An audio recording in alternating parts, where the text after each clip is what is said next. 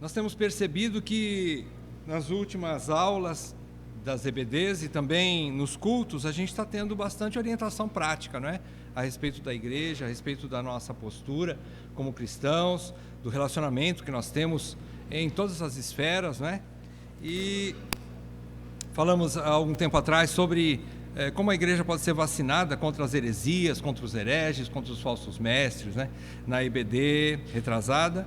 E eu acredito que hoje vai ser meio que uma repetição daquilo que nós já aprendemos nessa EBD, quando falamos sobre as heresias, a postura da igreja, e como ela pode ser vacinada contra isso, né? E não cairmos nesse engano, né? Dos falsos mestres e de suas falsas doutrinas. É impressionante a soberania do Espírito, não é? E a gente não programa essas coisas, mas dentro da exposição, a pregação expositiva, já falei para os irmãos, né? Pregação expositiva também para nós que estamos aqui é um perigo, né? Porque muitas vezes a gente vai falar sobre coisas que a gente nem queria falar, mas a gente é obrigado a falar, porque a gente está seguindo a sequência do livro, né? Então nós vamos tratar de um assunto difícil, assim, bastante prático, simples em algum sentido, mas difícil assim, porque fala de um afastamento e de uma providência que muitas vezes é dolorosa para a gente com relação a falsos irmãos, não é? Então vamos lá, capítulo 16, 58ª parte da carta aos Romanos, capítulo 16, acredito, eu sujeito como escravo do Espírito Santo, eu não posso dizer, mas eu acredito que essa seja a penúltima exposição de Romanos, eu acho, mas vamos ver o que o Senhor decide. E nós vamos falar hoje então sobre um pequeno trecho aí do capítulo 16, do versículo 17 ao versículo 20. Vamos ler o texto e nós vamos olhar para ele sobre o seguinte tema: vacinando a igreja contra heresias e hereges. Contra heresias e hereges. Vacinando a igreja contra heresias e hereges. Vamos lá, Romanos 16, de 17 a 20. O texto bíblico diz assim: rogo-vos, irmãos, que noteis bem aqueles que provocam divisões e escândalos em desacordo com a doutrina que aprendestes. Afastai-vos deles, porque esses tais não servem a Cristo nosso Senhor, e sim a seu próprio ventre, e com suaves palavras e lisonjas enganam o coração dos incautos. Pois a vossa obediência é conhecida por todos, por isso me alegro a vosso respeito, e quero que sejais sábios para o bem e simples para o mal. E o Deus da paz, em breve, esmagará debaixo dos vossos pés a Satanás. A graça de nosso Senhor Jesus Cristo seja convosco. Oremos. Deus sábio, Deus soberano, Deus nosso, a Ti recorremos pedindo mais uma vez iluminação do Teu Espírito sobre esse texto que nós lemos nessa noite. Senhor, nós precisamos da Tua sabedoria, aquela que o Senhor nos concede do alto, porque a nossa sabedoria muitas vezes interpreta erroneamente os textos da Bíblia. Por isso, auxilia-nos nessa hora, assiste-nos pela iluminação do Teu Espírito, não só a quem fala, mas também aqueles que ouvem, que também entendam aquilo que vai ser falado, na direção do Teu Espírito. Assim, rogamos a Ti, Senhor, pela intermediação do Teu Espírito Santo, que é o nosso Supremo Mestre, que Ele esteja falando conosco nessa noite, e que nós estejamos atentos ao Teu falar. Livra-nos das distrações excessivas, e que assim tenhamos foco na Tua palavra. Pedimos isso em nome de Jesus. Amém, Pai. Amém. Meus irmãos, nós já temos visto, chegando agora no finzinho dessa carta maravilhosa, a carta mais robusta, teologicamente falando, né, do Novo Testamento. Nós já vimos nas últimas partes faladas aqui, especialmente nesse capítulo 16, que Paulo está expondo ele está saudando, aliás, vários amigos seus que moravam lá em Roma, várias pessoas conhecidas dele, e ele manda saudações, e além de saudações ele faz alguns elogios sobre cada um desses amados irmãos e irmãs, que são servos do Senhor, e são fiéis ao Senhor, e estão a serviço do Senhor, inclusive correndo riscos. Então ele elogia muitas mulheres, muitos homens aqui, e nós aprendemos que então dentro desse grupo aqui seleto, de 27 pessoas que Paulo elogia, do versículo 1 até o versículo 28, contando com Febe, do versículo 1 até o versículo 16, nós vemos aqui que há um grupo de homens. Dentre esse grupo existem homens, existem mulheres, sem problema nenhum Paulo dizer que são servas do Senhor, estão servindo a igreja. Dentro desse grupo também encontramos jovens, mas também idosos. Nós encontramos casais trabalhando juntos na obra do Senhor, mas encontramos também gente solteira, alguns separados, talvez outros viúvos. Nós encontramos pobres e ricos. Nós encontramos oficiais e não oficiais, todos trabalhando pela igreja, todos trabalhando no mesmo foco, com o mesmo alvo, de edificação da igreja. Então todos estão servindo a igreja com dedicação e alegria, mesmo correndo riscos. E nós sabemos que muitos naquela época correram risco e perderam a sua própria vida por causa do Evangelho, não é? Isso nos ensina muitas coisas, como nós devemos despertar para o serviço cristão. Nós aplicamos assim dessa forma nas últimas vezes. Então, com isso, o que Paulo queria dizer com essa exposição, elogios, saudações a esses irmãos que estavam em Roma, enquanto ele escrevia essa carta? Qual era o seu objetivo? Primeiro, nós dissemos que era reconhecer o trabalho dessas pessoas, elogiar essas pessoas reconhecendo, agradecido por elas estarem ali do lado dele, e não só do lado dele, do lado das suas próprias igrejas, em prol do Evangelho, a favor do Evangelho. Então é um reconhecimento, e com isso motivar, Paulo queria motivar a continuidade desse serviço por esses irmãos e irmãs, e também incentivar outros a se engajar também no serviço. Quem sabe lendo para toda a igreja lá em Roma, todas as igrejas em Roma, isso ia motivar outros irmãos e irmãs para se engajarem também no serviço. Levantar as mãos e dizer: eis-me aqui, irmãos, o que eu posso fazer pela igreja, não é? Segundo objetivo de fazer essa lista de irmãos e elogiá-los é obter simpatia dos irmãos de Roma, porque o objetivo dele era passar em Roma. Quando ele viajasse para Roma, ele mandou essa carta na frente, antes de ele ir para Roma. Então, com essa carta ele queria já preparar o caminho, ganhar a simpatia dos irmãos de Roma, para que quando ele passasse por Roma, com o objetivo de chegar à Espanha, ele pudesse encontrar a casa aberta, as portas abertas e um ambiente amigável, não é? Um ambiente gostoso para ele poder ter comunhão e não ter nenhum dos problemas que poderia haver quando ele enfrentou vários judeus ao longo de várias cidades que ele passou. Então esses eram os dois objetivos de Paulo com essa relação. Agora, Paulo vai passar desses elogios para algumas admoestações. Quando eu digo admoestações, Paulo está falando sobre prevenção. Por isso que eu estou usando o termo vacinando a igreja contra heresias e hereges, né? Então, ele passa uma prevenção, aconselhamentos, para que a igreja tomasse alguns cuidados com algumas pessoas, né? Ele passa então do elogio para a prevenção, uma palavra de prevenção para as igrejas de Roma contra a possibilidade da chegada de falsos profetas ou falsos mestres. Provavelmente, como ele não trata desse assunto ao longo de toda a carta, ele não falou sobre isso, como ele fala em outras cartas, nesse caso, ele quis, pelo menos, deixar orientada. Por quê? Porque isso seria fatalmente algo que iria acontecer, ou poderia acontecer em qualquer igreja, pode acontecer até hoje em qualquer igreja, a visitação, a infiltração de heresias, de falsa doutrina e falsos mestres, né? Isso era muito comum naquela época de Paulo. Então, para vacinar a igreja de Roma, ele já orienta. E nesse trecho, então, Paulo, ele ensina duas coisas para manter as igrejas de Roma seguras, vacinadas contra esse problema. Então, a primeira coisa que Paulo ensina é como identificar um falso profeta. Como você consegue, nós hoje aplicando para nós, e como a igreja de Roma na época, pôde, através do ensinamento de Paulo, identificar o que é quem é um falso profeta.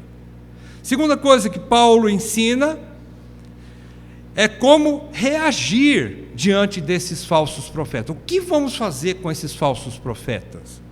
Então vamos lá. Como identificar os falsos profetas? A primeira parte, vamos lá. Começando então, versículo 17, você percebe aqui, você vai perceber ao longo do nosso estudo, que algumas questões quanto à identificação está em todos os versículos, como também está misturado o posicionamento da igreja no mesmo versículo. Então você vai perceber, por exemplo, vamos lá, versículo 17, ele diz assim: rogo-vos, irmãos, que noteis bem aqueles que provocam divisões e escândalos. Primeira marca de um falso profeta, ou de falsos profetas, é que eles provocam divisões e escândalos. O que seria uma divisão? O que seria essa divisão que Paulo ensina aqui? Seria um alvoroço com o objetivo de trazer partidarismo dentro da igreja. É uma ruptura, trazer partidos. Lembram-se no começo da carta de 1 aos Coríntios, que Paulo exorta: olha, não é bom que vocês tenham isso no seu coração, porque vocês dizem assim, uns são de Apolo, outros são de Paulo, outros são de Cefas, e outros são de Cristo. E ele diz, esse partidarismo não é bom, vocês estão divididos. Eu dou preferência quando um prega, o outro não gosta dele pregando. Eu dou preferência quando um é pastor, o outro não gosta. Então, ele condena esse tipo de partidarismo. E ele diz que esses falsos mestres entram na igreja, primeiro, com esse objetivo. Então essa é uma marca. Eles vão trazer também, às vezes, não só questão de, pessoalmente, gostar de uma pessoa e não gostar da outra, não é isso. Às vezes gostar da doutrina de uma pessoa e não gostar da doutrina da outra pessoa. E especialmente, com certeza, esses falsos mestres entram, aos pouquinhos vão ganhando espaço, vão ganhando confiança dentro daquela igreja, eles são convidados para fazer parte do ministério, e de repente eles estão pregando, exercendo influência, e acabam ensinando coisas e trazem rachadura dentro da doutrina, dentro daquilo que é ensinado dentro de uma igreja. Então eles trazem essa divisão, eles trazem essa desunião. Aí alguns começam a dar ouvidos para ele e começam a falar assim: sabe o que é mesmo?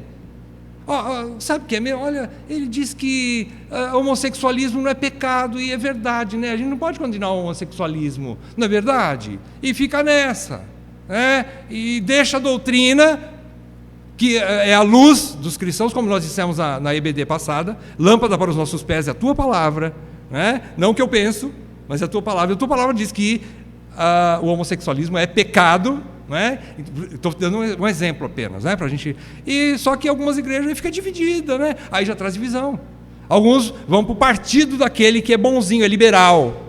E o liberal ganha o coração dos incautos, daqueles que não estão preparados, não são bíblicos, não tem profundidade bíblica. Isso é aplicação, já desculpa. Mas vamos lá. Então, eles causam essas divisões, essa desunião, Eles trazem alguma doutrina que acaba sendo diferente da doutrina original daquela igreja, daqueles líderes, daquele ministério, e trazem esse partidarismo, eles racham a igreja no meio.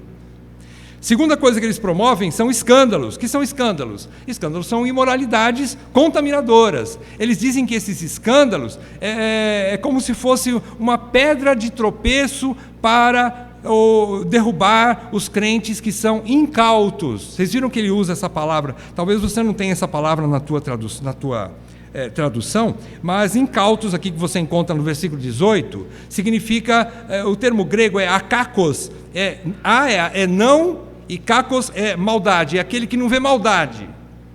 E akakos, ou o incauto, é aquele que é ingênuo. Ele não vê maldade em nada, ele não sabe discernir o que é certo e o que é errado, e ele está sempre naquela ingenuidade. Incauto quer dizer isso. Então, aquele que provoca escândalo, geralmente derruba os incautos. Porque os incautos apoiam-se muitas vezes em pessoas e não em doutrina. E quando se apoiam em pessoas e veem algum escândalo, eles ficam sem saber o que fazer. E eles começam a ficar que nem barata tonta, não é? E não sabe para onde vai, para quem que corre, não é? E ficam perdidos. Esses são os incautos, né? São aqueles que não estão preparados, não são maduros suficiente. Então, esses escândalos, muitas vezes, esses escândalos vão aparecer depois. Tem pessoas que sabem esconder muito bem os escândalos. Vocês sabem o que eu estou dizendo. Tem pessoas que você chega a confiar, mas quando você percebe, ele já está envolvido num escândalo tão grande. E você fala assim, como que eu não vi isso? Lógico, às vezes a gente não consegue ver. A imoralidade não está patente, não é? Ninguém escreve aqui no peito, eu sou pecador, eu sou adúltero, eu sou prostituta, eu sou, enfim, né? eu sou um assassino, e aí ninguém se apresenta assim, não é? Então os incautos acabam engolindo tudo, com caroço e tudo, né? Essa ingenuidade. Então os escândalos é isso. Primeira coisa, então, Paulo ensina que eles provocam divisões e escândalos. Os escândalos aqui são tipo pedra, no original é pedra de tropeço. É uma pedra, escândalo é uma pedra que faz alguém que vem atrás tropeçar, cair. O escândalo, ele não faz somente aquele que praticou aquele escândalo, ou que causou aquele escândalo, só ele que cai. Não, às vezes cai muita gente com ele, atrás dele, porque confiou muito naquele homem, aquele líder, aquela pessoa, não é? Colocou muita confiança nele, mais nele do que em Cristo, né? Por isso que a gente não confia plenamente em todo mundo, né? A gente tem que ter alguma reserva em alguns pontos. Então, primeiro ensino de Paulo é esse, a primeira identificação de um falso profeta é que ele provoca divisão e escândalo. Segunda identificação que Paulo diz aqui é que eles andam em desacordo com a doutrina de Cristo. Ele diz assim, provocam divisões e escândalos, versículo 17 ainda, em desacordo com a doutrina que aprendestes. Por que Paulo diz aos romanos que eles aprenderam a doutrina? Porque eles receberam a doutrina. Antes da carta de Romanos chegar lá em Roma, eles tinham recebido a doutrina, talvez não com a profundidade que eles iam ter agora, por causa da carta aos Romanos, mas eles já eram convertidos, eles já sabiam que Cristo era Senhor e Salvador, eles já sabiam disso, eles já tinham a doutrina dos apóstolos, já havia, naquela época de Paulo, um corpo de doutrina, um cânon definido. Lógico, não havia ainda as cartas que Paulo escreveu, que foi adicionado depois, mas havia, quem sabe, já muita coisa, os evangelhos já estavam escritos, então eles já tinham o evangelho na mão, a Bíblia deles era menor do que a nossa, mas já tinha muita verdade, já tinha um corpo de doutrina definido, e que ninguém podia mexer nelas, já se sabia disso. Então eles olhavam para a Bíblia deles e aquela doutrina que aqueles falsos mestres traziam, eles podiam conferir que era falsa. Então a igreja de Roma já tinha conhecimento da verdadeira doutrina, que poderia fazer com que eles pudessem analisar a outra doutrina que está chegando e declarar que ela é falsa. Eles já tinham esse discernimento, essa luz, essa condição de definir entre a doutrina certa e a doutrina errada. Então, segunda coisa que o falso mestre apresenta, a marca dele, é que eles andam em desacordo com a doutrina de Cristo.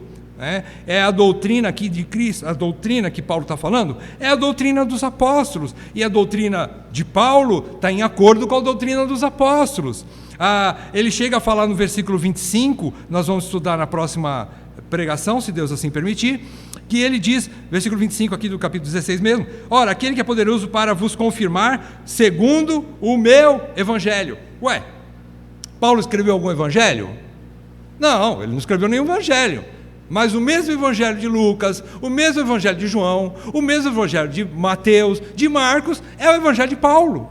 Ele está dizendo assim, só há um evangelho, e eu também faço parte dele, ele é meu, por assim dizer. Então essa doutrina que vocês estão vendo aí, essa doutrina é a doutrina que está de acordo com a doutrina dos apóstolos, e ninguém pode ir contra ela, e os falsos profetas vão.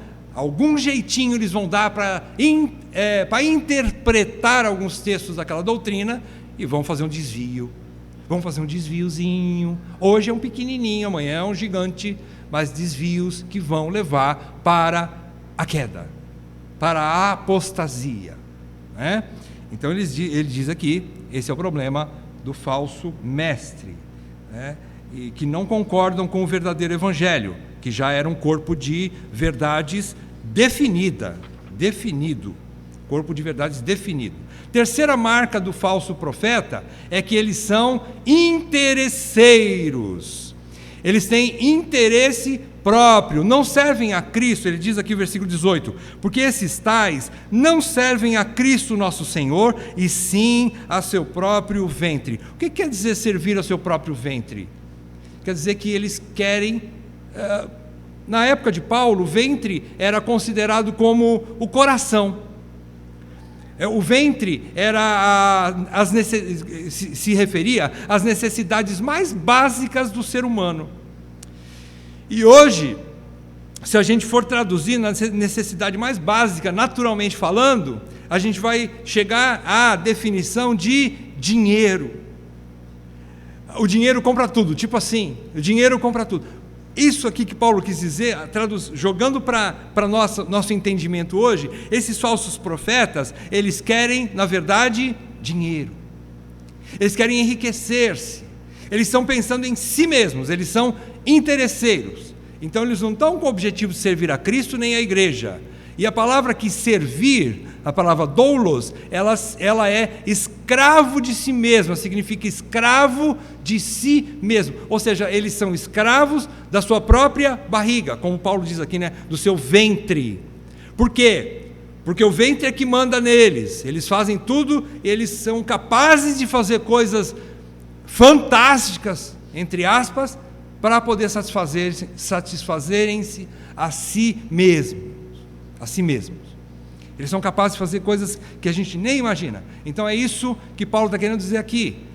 E eles, como eles são escravos de si mesmos, eles têm esses interesses próprios, eles colocando-se, a ideia deles era a seguinte: colocando-se na situação da liderança daquela igreja, por alguma falha de não ter ninguém ali que possa supervisionar, proteger, livrar o rebanho daquele criminoso, ele ia assumir o pastorado daquela igreja, consequentemente ele ia assumir também as finanças daquela igreja, e ele ia dominar sobre tudo, não é? Então ele está dizendo assim, eles são servos do seu próprio ventre, não é? do dinheiro, é isso que eles querem, e eles, capítulo 3 de Filipenses, para a gente fazer um paralelo aqui, abre comigo, Filipenses 3, 17 a 19, Paulo diz quase a mesma coisa aqui,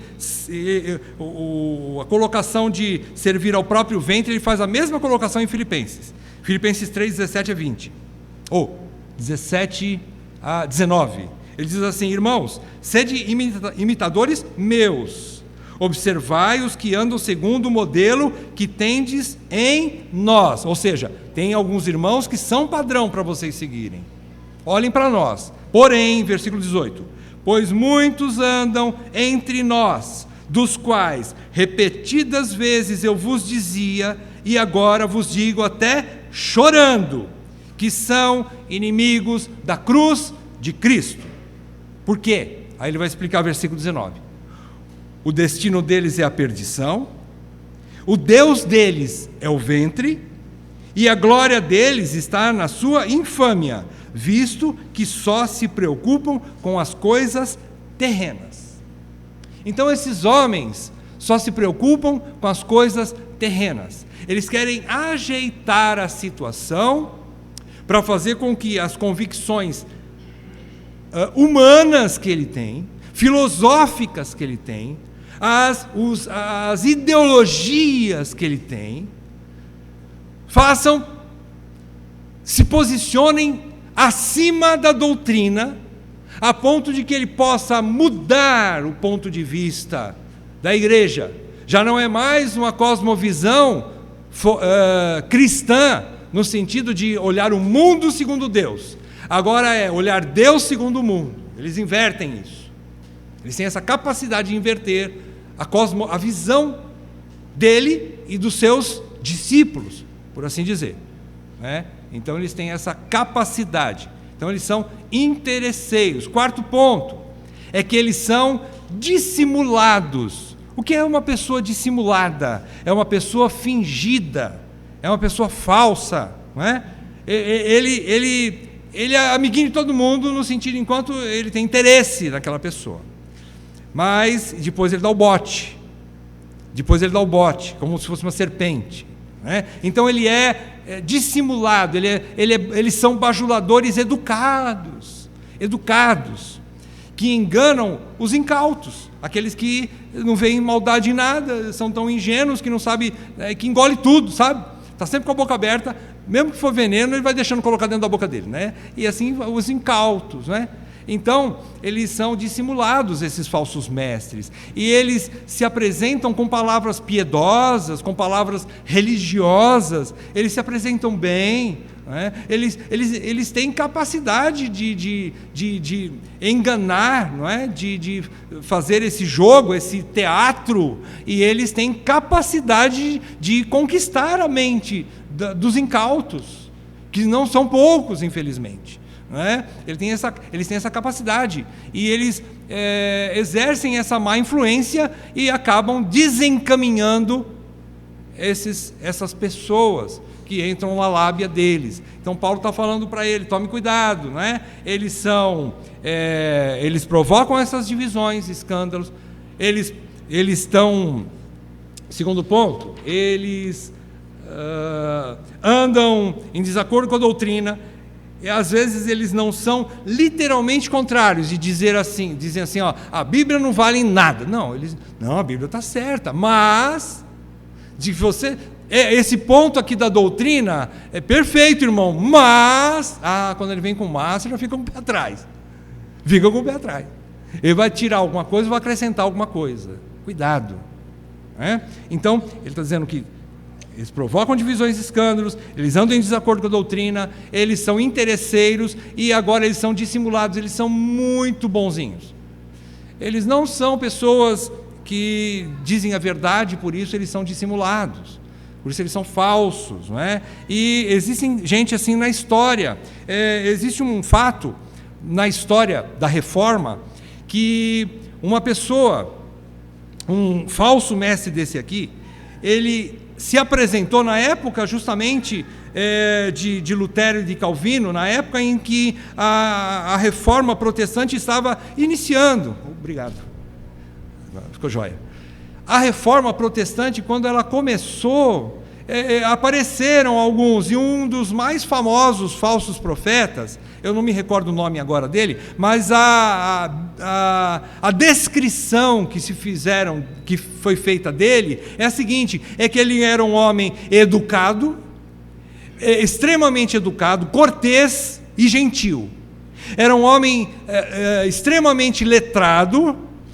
Ele tinha muita cultura, falava muito bem, expressava-se muito bem, e até a sua conduta pessoal era uma conduta boa, irrepreensível. E então ele trouxe uma doutrina contrária, ele foi contrário à doutrina reformada, já logo no início, né? E as pessoas falavam assim, totalmente, ele se comporta totalmente contrário a Lutero e Calvino, porque Lutero e Calvino tratam os seus inimigos com palavras até de baixo calão. Chegam, como dizem os pastores, né? Calvino e Lutero, principalmente Lutero, tratavam os seus inimigos que eram contrários à verdade, queriam que ele parasse de escrever aquelas verdades a respeito da palavra de Deus. Não é? E dizem que ele tratava de cachorro para cima, né? A maneira com que ele tratava o seu adversário, né? Então, eu não estou aqui discutindo postura, né? Mas essa delicadeza em extremo, ela é perigosa, né? Então, ele está mostrando aqui que eles eram dissimulados, porque versículo 18 diz que com suaves palavras e lisonjas enganam o coração dos incautos, final do versículo 18. Bem, então aí são 4 marcas do falso profeta, 4 marcas. Agora nós vamos ver como é que a igreja deveria reagir. Paulo mostra aqui uma listinha não exaustiva também, de como a igreja deveria fazer. Como é que a igreja faz? Como é que o crente verdadeiro, nós, eu, você, pessoalmente, e como corpo de Cristo, como igreja, como é que a gente reage contra esses falsos profetas? Não é? Versículo 17, volta lá em cima de novo. Paulo diz assim: rogo-vos, irmãos, que noteis bem. Notar bem. Primeiro ponto, a igreja deve fazer o seguinte: note bem. O que é notar bem? Notar bem é saber identificar com toda certeza e convicção uma pessoa. Saber identificar. Não fazer um julgamento temerário, mas examinar, ouvir, pesquisar, sempre com o pé atrás, analisar bem para poder julgar. Nós somos chamados a julgar, meus irmãos. Nós somos chamados a analisar tudo e reter o que é bom. Então Paulo diz assim: note bem, então identifique corretamente, preste atenção. Notar bem é observar bem o alvo, não perca ele de visão. Olho nele, estou filmando o cara, estou vendo aqui, analisando por um tempo e tal, até eu ter certeza qual é a intenção dele. Então, ele está falando para notar bem, não dar as costas para eles. Não dê as costas para ele. Vocês já viram as serpentes? Aliás, Jesus usa a serpente como exemplo de quem é prevenido, quem é prudente, não é? Jesus diz que, eu vou falar daqui a pouco, o texto, a serpente é prudente. Por que a serpente é prudente? Você já viu a serpente dar as costas, uma cobra, dar as costas para o inimigo quando o inimigo está ameaçando ela? Você já viu a cobra virar as costas? Ela não vira as costas, não. Ela fica o tempo todo, enquanto o inimigo ameaça ela fica olhando, olho no olho, fixo, no olhar, no movimento, na reação, até na respiração do seu adversário. Prudência. Fique de olho, note bem. Primeira coisa, notar bem. Presta atenção no camarada. Segunda coisa que a igreja deve fazer, versículo 17 ainda, final do versículo 17: afastai-vos deles. Pastor,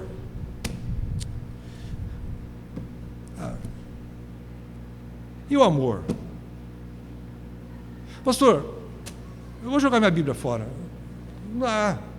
A Bíblia fala que nós temos que amar. E o amor? Como é que fica o amor? Se você amar alguém mais do que a Cristo, você não é digno de Cristo. Começa por aí. E você tem que julgar as pessoas.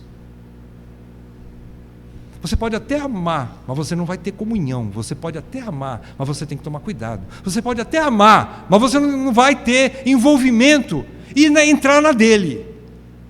Você pode amar no sentido de orar por ele, pedir para que Deus traga arrependimento para ele, mas se posiciona. Fica na posição. Desculpa, irmão, eu falei que não ia falar isso e eu acabei falando. Fica na posição. Já viram essa expressão? Cuidado. Tenha postura. Então, afaste-se deles. Afastar-se aqui é não manter nenhum tipo de relacionamento com essa pessoa. Não adianta querer inventar. Não se exponha muito, você pode cair também. Tome cuidado. Você nunca foi chamado para se envolver com alguém que está caindo em heresia. Você foi chamado para interceder por ele, para exortar ele de vez em quando, mas você não precisa ficar envolvido com ele, tendo comunhão o tempo todo, e é muito perigoso isso. O que a Bíblia nos diz aqui: afastai-vos deles. Quem está falando isso aqui não sou eu. Afaste-se dessas pessoas. Aparte-se delas, mantenha a distância, não dê ouvidos às suas conversas, mantenha uma distância segura, tome postura então diante deles, aparte-se. Definindo uma vez, veja a progressão aqui. Primeiro você tem que identificar, ter certeza. Se você identificou, notou bem, realmente essa pessoa é um falso profeta. Ou ela é uma pessoa que está envolvida a ponto de dar ouvidos para um falso profeta, que agora nem quer mais me ouvir. Então aparte-se. Aparte-se. Você não vai salvar ninguém na sua própria força, você pode interceder por ele. Mas tome cuidado. Guarda você mesmo. Estuda a carta de Judas. Viu? Eu proponho para a igreja, estude a carta de Judas, pequenininha. Muito bem. Então, afaste deles. Terceira reação da igreja contra os falsos apóstolos é manter-se obediente à doutrina de Cristo. Versículo 19. Pois a vossa obediência é conhecida por todos. Por isso, me alegro a vosso respeito. O que Paulo está querendo dizer aqui? Ele está querendo dizer o seguinte, olha, diante desse quadro, ele está no contexto aqui, vocês perceberam? Está no contexto de falsos mestres, né? De pessoas que trazem divisão, aparte-se deles. E dentro desse contexto, Paulo diz assim, igreja de Roma, irmãos de Roma, eu me alegro a vosso respeito porque vocês obedecem à doutrina. O que quer dizer isso? Vocês estão firmes na doutrina, isso é bom, é uma proteção contra esses homens que eu estou dizendo lá para você, do versículo 17 e 18. Quem obedece à doutrina, diferente daqueles que estão em desacordo com a doutrina, né? Os falsos mestres, por outro lado, quem obedece está seguro. E Paulo diz assim, eu me alegro a vosso respeito. Eu amo vocês de forma tão profunda, porque vocês obedecem.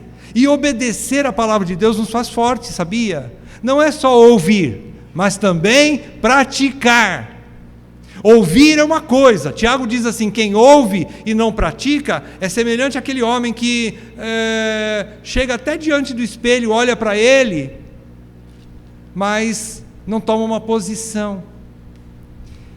Tiago quer dizer que quando você olha no espelho, o espelho mostra a verdade, está falando diante da palavra de Deus, né? A palavra de Deus mostra a verdade a respeito de mim, a meu respeito, e eu me arrependo, eu volto atrás, eu me corrijo, eu me disciplino, eu me posiciono, eu quero me santificar. A palavra de Deus tem esse poder, não é? De me revelar como eu sou, a feiura que é em mim, por isso que ele fala de espelho, né?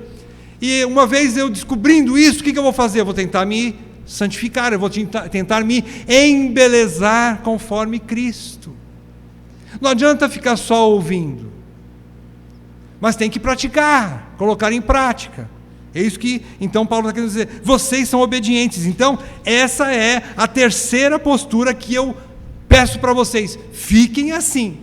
Mantenham-se firmes, obedientes à doutrina de Cristo. Persevera na doutrina, no verdadeiro evangelho. Vocês estão no caminho seguro. Fica aí. Tipo, Paulo está falando assim, vocês estão no trilho, fica aí. Não sai do trilho. Primeiro ponto, notar bem a pessoa. Segundo ponto, aparte-se dela. Terceiro ponto, mantenha-se firme na doutrina. Quarto ponto, quarta reação da igreja, posição da igreja. Crescer e amadurecer no conhecimento de Cristo e sua palavra. Ele diz assim, final do versículo 19, e quero que sejais sábios. Uai, mas eles não são obedientes, não são sábios? É como se Paulo estivesse dizendo assim, continuem sendo sábios, cresçam em sabedoria. Então, sejam sábios para o bem e simples para o mal. O que isso aqui significa? Significa que Paulo está querendo dizer que existe um crescimento. Eles já estão no caminho, mas precisa crescer. O cristão cresce o tempo todo. Ele cresce até a morte, até o último dia ele está crescendo espiritualmente. É uma dependência de Cristo o tempo todo, fração de segundo por fração de segundo. É momento atrás momento, nós estamos dependentes de Cristo e crescendo na dependência dEle. E ele então está dizendo aqui que essa é a posição de, uma vez já dentro da doutrina, como ele fala no início do versículo 19, agora eu quero que vocês cresçam ainda mais na doutrina. Sejam mais maduros ainda. É isso que ele quer dizer. Para poder discernir com mais facilidade. As palavras que ele usa aqui é semelhante às palavras que Cristo usa lá em Mateus 10:16. Vamos lá agora naquele texto que eu citei para vocês agora há pouco. Mateus 10:16, o Senhor diz assim, Mateus capítulo 10, versículo 16. O Senhor diz assim após chamar os 12, né, e enviá-los na sua missão. Jesus diz assim: eis que eu vos envio como ovelhas para o meio de lobos. Sede, portanto, prudentes como as serpentes e simples como as pombas. Parece que é uma contradição de termos aqui, né? Prudente, mas simples. Uai, como assim, Senhor? Ser prudente como a serpente, isso é bom. Ser prudente, mas simples. Quer dizer, parece ingênuo, né? Não, o termo aqui simples não quer dizer ingênuo. Quer dizer que vocês têm que ser astuto ou sábio, né? Ou prudente como a serpente, mas puro como a pomba. Não se envolva em pecados. A pureza, ele está falando da pureza. Simplicidade aqui não é ingenuidade, é pureza. Sejam santos. Não se envolvam com o pecado. Por quê? Você fatalmente já leu na Escritura que o pecado cega, né? Quando você é envolvido no pecado, nas trevas, você não consegue enxergar nada. Então ele diz assim, o Senhor está dizendo, sejam puros e vocês vão enxergar bem para serem prudentes como a serpente. Sejam puros como a pomba, não tenham pecado, ou pelo menos confessem os pecados assim que aparecerem, livrem-se deles, limpem-se, sejam puros. E uma vez puros, vocês vão ser prudentes como a serpente. Vocês vão poder enxergar bem para poder se posicionar. É isso que o Senhor ensina e Paulo está trazendo para si esse mesmo ensinamento de Jesus Cristo. E ele coloca em 1 Coríntios 14, 20 também, a mesma ideia, o mesmo ensinamento. 1 Coríntios 14, 20, ele diz: irmãos, não sejais meninos no juízo. Na malícia, sim, sede crianças. Uai, na malícia, sede crianças? Ele está querendo dizer, na malícia ou na maldade, sejam puros, não tenham pecado, sejam como crianças que não pecam, são puras, entendem? É isso que ele quer dizer. Mas no juízo, sejam homens amadurecidos. Quanto ao juízo, sede homens amadurecidos, sejam maduros. Não sejam bobinhos, não sejam ingênuos, não sejam pessoas incautas. É isso que ele está dizendo. Então, sejam sábios para o bem e simples para o mal, voltando ao versículo 19, capítulo 16 de Romanos.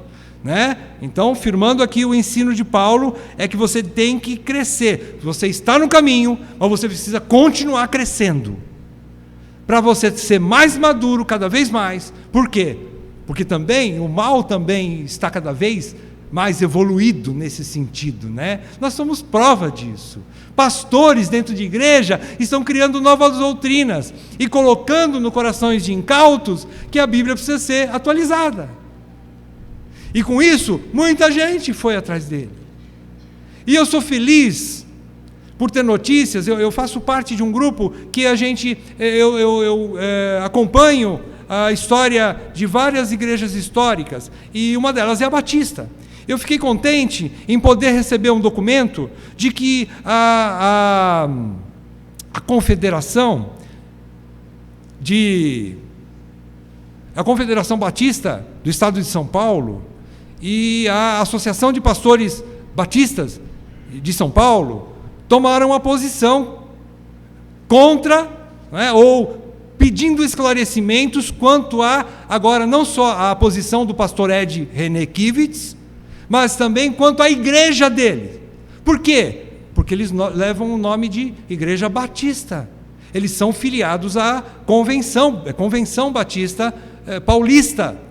E a Convenção Batista Paulista enviou um documento, um comunicado, pedindo esclarecimentos. Por quê? Se a igreja desse senhor não se explicar, ela pode ser excluída do grupo de igrejas batistas. Eu acho isso muito bom. Muito bom. Isso mostra a seriedade. E eu amo esses irmãos batistas por causa da seriedade deles. Se não tiver isso, o que vai ser das nossas igrejas? Eu amo isso, eu acompanho isso, dia a dia estou acompanhando, e eu estava preocupado, será que a convenção não vai fazer nada? Fiquei preocupado, mas hoje eu fui consolado com essa posição da Convenção Batista. Bom, vamos continuar com o nosso estudo. Então, sejam simples, não sejam misturados, né? Significa pureza com o mal, mas sejam sábios, não é? Para o bem, para praticar o bem, para entender o caminho do bem. Quinta postura dos irmãos da igreja em relação ao falso profeta: descansar na justiça soberana e infalível de Deus. Versículo 20, ele diz assim: e o Deus da paz em breve esmagará debaixo dos vossos pés a Satanás. O que Paulo quer dizer com isso? Bom, Paulo não tratou de Satanás ao longo da carta inteira. Ô Paulo, você não vai falar de Satanás? 15 capítulos, você não citou nenhuma vez Satanás? Satanás é nosso inimigo, Paulo. Paulo vai dizer assim, se eu perguntasse isso para ele, eu falaria: rapaz, deixa de ser bobo. Você precisa conhecer Cristo, não Satanás. Satanás é uma nota de rodapé em relação à nossa a vitória de Cristo, ao nosso Senhor. Nós cantamos agora há pouco: todo o poder pertence a Jesus. Ele é vencedor. Satanás, alguns irmãos se colocam, né, no ministério, se colocam aí tão preocupados com o Satanás e pregam Satanás em todos os seus sermões, falam sobre isso, expulsa daqui e dali, que se um dia Deus expulsar Satanás, tirar Satanás do convívio no universo, esses irmãos perdem o emprego, não tem mais o que pregar, só prega sobre o diabo. É o diabo daqui, é o diabo dali, Satanás aqui, e não fala sobre Cristo.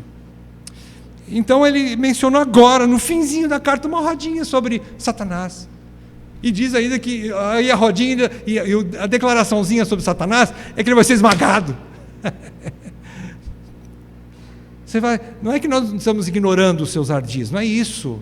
Mas nós não podemos ficar preocupados com isso. Sabe o que nós precisamos nos preocupar? São com os agentes de Satanás. São com esses falsos mestres. Esses são aqueles que nós temos que nos preocupar, não com as coisas espirituais.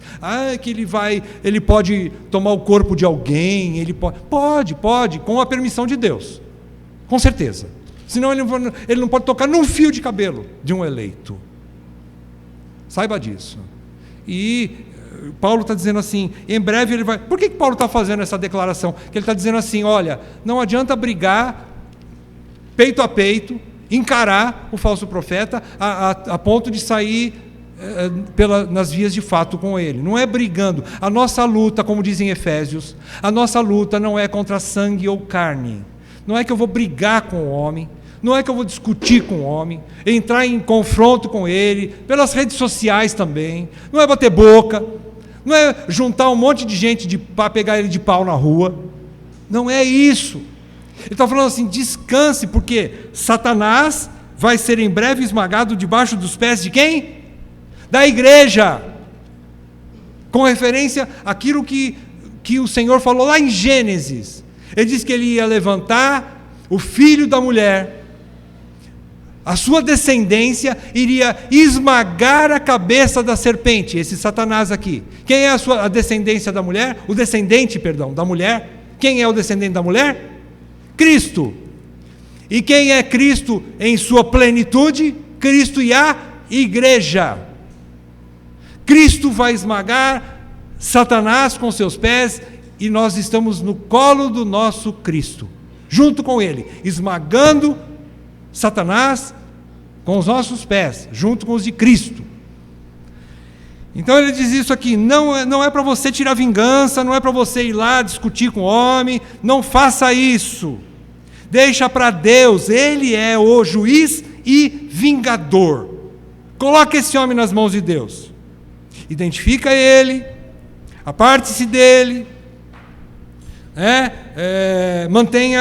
mantenha-se firme na sã doutrina, não entra na doutrina dele, continue crescendo na doutrina e deixa os resultados para Deus. Deixa a vingança para Deus. Não é você que vai a pau querer converter o homem. Ore por ele, se for o caso, se for seu amigo, conhecido, sei lá, né? Mas não se envolva com bate-bocas, com esse tipo de coisa, com confronto pessoal. E ele diz, interessante que ele diz aqui, né? O Deus da paz. Louvado seja Deus. O nosso Deus é um Deus de paz. O nosso Deus é um Deus de paz. E isso é muito bom. Ele traz paz para a igreja. De que forma? Aí a gente fica naquela, né? Tem uns que gostam de pregar o Deus de amor e o Deus de paz. E nunca fala do Senhor dos Exércitos. E na sequência, sabe o que Paulo fala? Esse Deus aqui, de paz, de amor, de bondade, e é tudo isso mesmo, esmagará Satanás. Esmagará. Deus de paz, Deus de amor, né? A vida da igreja é só amor. É só paz, ninguém confronta ninguém, não existe disciplina. Não, esse não é o verdadeiro evangelho. Esse não é o verdadeiro evangelho. Ele diz que o Deus da paz esmagará debaixo dos vossos pés a Satanás. Irmãos, que coisa linda isso aqui, isso nos dá segurança. Você não pode com Satanás, mas aquele que pode já fez o serviço. Você não viu ainda, mas você vai ver um dia, porque você também vai estar com o teu pezinho lá em cima do Satanás. Você vai ver isso um dia. É interessante isso, né? Ele esmaga, reduz em pedaços os seus inimigos. Portanto, a nossa luta então não é contra a carne ou sangue, mas deixa para o vingador, que é Deus. Quais as conclusões que a gente tira? Desculpa, Paulo encerra a carta aqui, né? Paulo encerrou aqui, graça de nosso Senhor Jesus Cristo seja convosco. Não encerrou. Aí ele vai lembrar de mais algumas coisas e vai continuar a carta. E isso vai ficar para o próximo capítulo, né? Para o próximo capítulo. Então, vamos às aplicações aqui que a gente tem. Em primeiro lugar, as conclusões. Qual a lição que a gente aprende? Essa posição de apartar-se aqui é apenas contra os falsos mestres, viu, irmãos? É contra os falsos mestres. Não são contra aqueles que ingenuamente seguiram esses homens. Para esses, estuda a carta de Judas, você vai ver que existe uma diferença lá. Você vai ver que existe alguém que você pode tentar buscar, explicar para ela, para aquela pessoa, não entra nesse caminho, é uma falsa doutrina, é o falso evangelho, e tenta resgatar essa pessoa. E desse você não precisa se afastar. Os incautos, você não precisa se afastar. Outra coisa, às vezes a gente pensa assim, a gente precisa tomar um cuidado muito grande para não confundir erro com heresia. O que é um erro? O erro é aquilo que Paulo explicou no capítulo 15. Alguns irmãos comiam uma coisa, não comia outra. Agora, outro grupo comia de tudo. E eles brigavam entre si. Um falava assim, vocês são fracos, você não pode comer carne, eu como de tudo. E o outro fala assim, vocês são pecadores, hein? Vocês comem coisas imundas. E julgava o outro. Um julgava o outro e o outro tirava sarro do mais fraco, por assim dizer. E ele falou, isso é erro. Mas no fundo, os dois vão para o céu. No fundo, se a pessoa come carne ou não come carne, ele vai para o céu. Se a pessoa usa um tipo de roupa e não usa, estou falando dentro da modéstia, né, pelo amor de Deus. Entendam. Né? Ou uma pessoa usa um determinado tipo de roupa e outro não usa, mas os dois vão para os céus. Não é isso que vai fazer. Isso não é heresia. Agora, aqui é heresia. Desvio de doutrina é heresia. Isso aqui a gente tem que se apartar. Não dos irmãos que estão no erro. Os irmãos que estão no erro, a gente tem comunhão. A gente convive bem. Tem um irmão que determinou que ele não vai tomar álcool em nenhum momento na vida dele. Eu tenho a liberdade em Cristo. Eu vou tomar cuidado para não escandalizá-lo e ele vai conviver com o meu gosto. E nós dois vamos ter comunhão. Isso não tem problema nenhum. Isso não é heresia. Então esse tipo de convívio nós precisamos continuar tendo. Não é contra esses irmãos incautos que caíram na lábia desses falsos mestres, é que nós vamos nos apartar dele. Não, nós vamos nos apartar dos falsos mestres. Segunda lição que a gente aprende aqui, embora Paulo não os identifique, ele não dê nomes aqui, mas ele dá orientações para que as igrejas os identifiquem. Por que Paulo não deu nome para aqui? Porque ele não conhece. Ele não sabe se vai chegar, se não vai chegar. Ele não sabe, né? Ele não sabe identificar, mas ele fala para a igreja: identifique.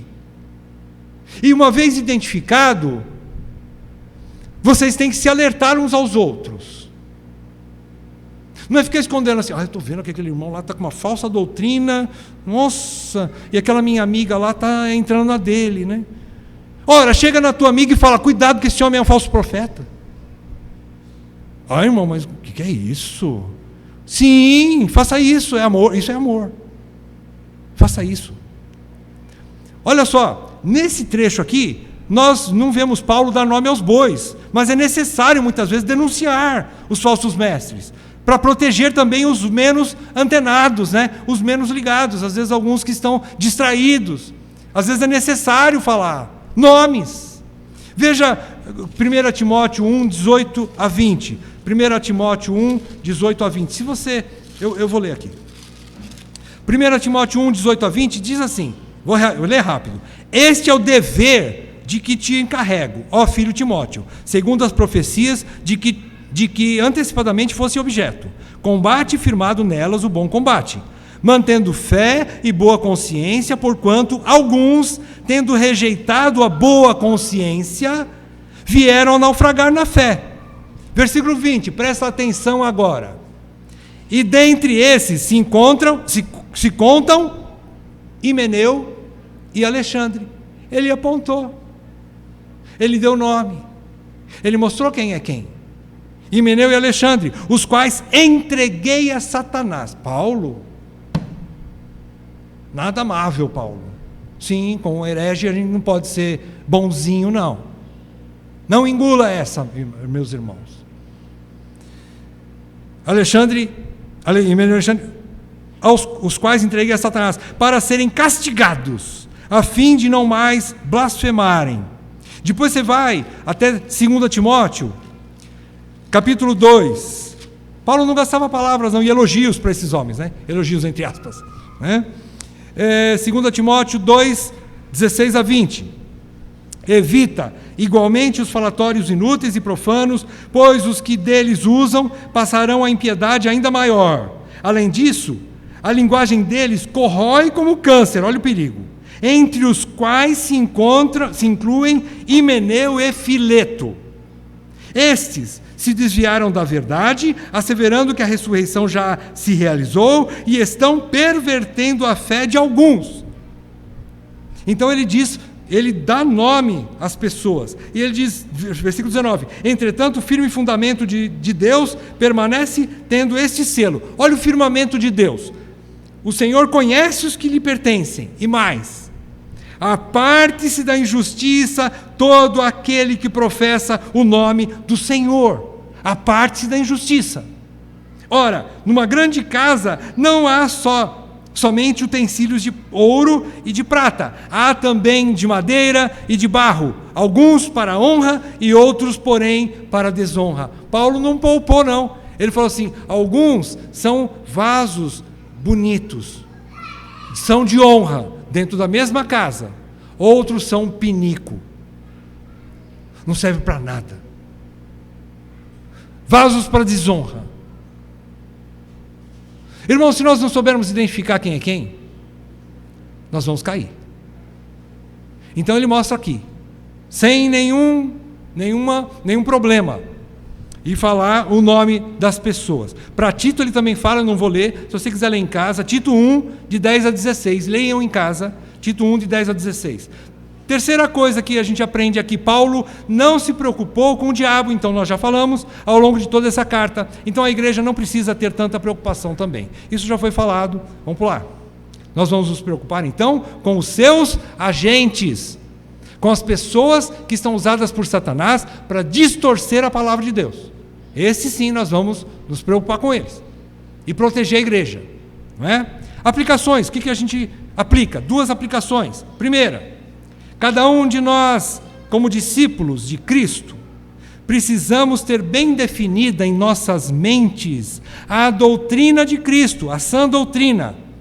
Então, quando nós tivermos bem definida a sã doutrina, confiando na palavra de Deus, confiando que ela é a verdade, imutável, inerrante, infalível, nós vamos ter uma boa consciência para com ela. Só assim nós vamos conseguir discernir e separar a verdade do erro. Sem isso, meu irmão, minha irmã, você não vai conseguir separar a verdade do erro. Não vai ser seu papai, sua mamãe, seu cônjuge, seu pastor, seu mestre na faculdade que vai definir para você, em seu coração ou em sua mente, o que é o falso evangelho e o que é o verdadeiro evangelho. Não, ninguém. Você tem que ter esse crescimento, esse amadurecimento, esse discernimento.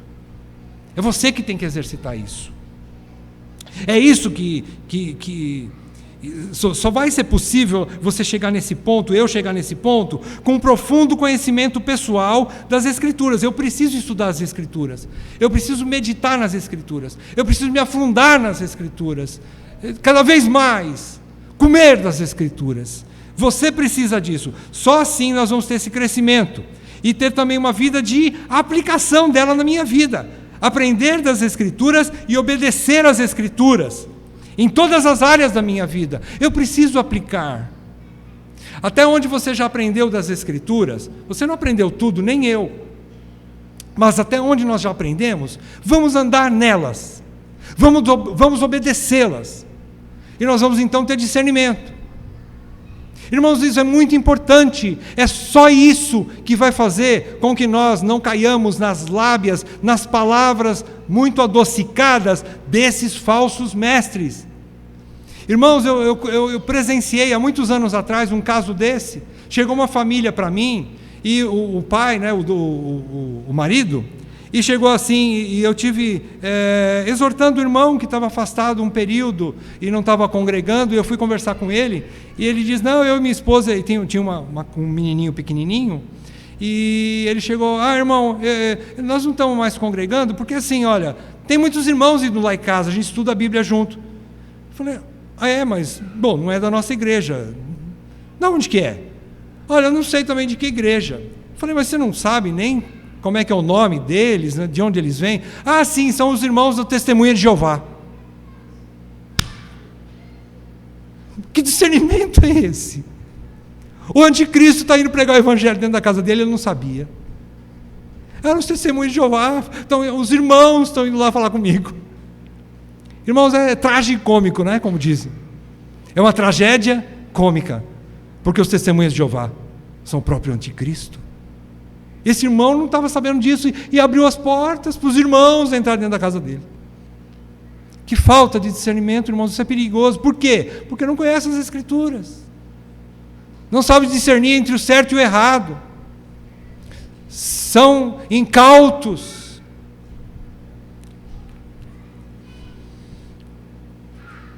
Segunda e última aplicação, aqui é uma advertência para todos nós. Como se não fosse advertência até agora, né? Mas advertência, mais uma então. Para aqueles que acham que nós devemos manter a mente aberta.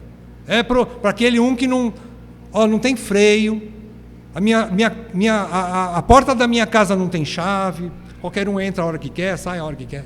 Não tem nenhum cuidado, não tem limite, não tem fronteira, não tem divisa, né? Aqueles que têm a mente aberta para tudo, que absorvem tudo, que gostam de ler de tudo, que gostam de ouvir tudo e assistir tudo. Tome cuidado. Tome cuidado.